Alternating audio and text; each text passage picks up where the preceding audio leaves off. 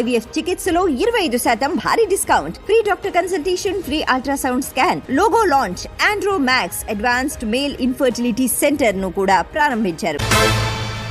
చేతుల పలక ఫోన్ ఉన్నది, పనేం లేకుండా రికామ్ ఉన్నది అని ఏది పడితే అది ఎట్లా పడితే అట్లా రాసి ఇంటర్నెట్లో పెడితే గాలికి పోయే కంపను నెత్తికి తగిలించుకున్నట్టు అవుతుంది. ఈ నడుమ అట్లా లేనిపోని రాతలు రాసే చిక్కులలో పడ్డరు చాలా మంది. అయినా సరే ఇప్పటికీ చాలా మంది గట్లే చేస్తుర్రు. ఆఖరికి తెలియకల్లోళ్ళు బాగా చదువుకున్నోళ్ళు కూడా ఇంటర్నెట్లో అవ్వోటి ఇవ్వోటి కామెంట్లు పెట్టి ఆగమవుతుర్రు. ఇక చూడుర్రి ఆఫీసర్ అమ్మ ముచ్చట్లు ఏటెట్టు తిరుగుతున్నాయో. కలెక్టర్, ఎస్పీలు, పెద్ద పెద్ద ఆఫీసర్ కొలువులకు పరీక్షలు రాసే దాంట్లో దివ్యాంగులకు రిజర్వేషన్లు ఎందుకు అని ఇంటర్నెట్ గుట్లే కామెంట్ రాసి అందరి నోళ్ళల్లో నాంతాంది ఇప్పుడు IAS ఆఫీసర్ అమ్మ స్మితా సబర్వాల్. ఇక గాముచ్చట్ల మీదనే నారాజయి సివిల్స్ పరీక్ష పాస్ అయ్యి ఇప్పుడు సివిల్స్ పరీక్షకు తయారైతున్న వాళ్ళకు పాఠాలు చెప్తున్న బాలలతక్క పరీక్ష రాద్దాం, ఎవరికి ఎక్కువ మార్కులు వస్తాయో చూసుకుందామని స్మితా సబర్వాల్ కు సవాల్ ఇస్రింది కదా. ఇక గా సవాల్ ను స్వీకరించింది ఆఫీసర్ అమ్మ.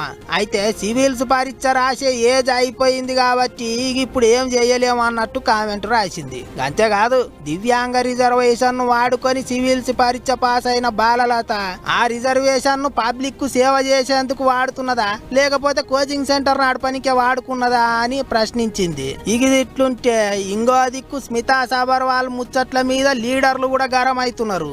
ఆఫీసర్ పోస్టుల ఉండి దివ్యాంగుల మీద గట్ల మాట్లాడతారా, తప్పు కదా అని మంత్రి సీతక్క కోపానికి వచ్చిందట. సీఎం సార్కు ముచ్చట తెలిసే ఉంటది, తెలియకపోతే తానే చెప్తా అన్నట్టు మాట్లాడిందట.